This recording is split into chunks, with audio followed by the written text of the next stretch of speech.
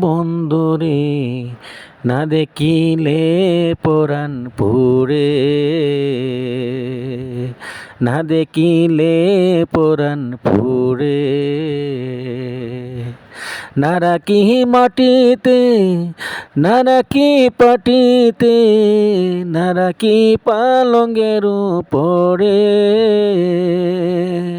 বুকেরই উপরে রাখিব বন্ধুরে, বুকেরই উপরে রাখিব বন্ধুরে, ভালোবাসা জীবন দিয়ে,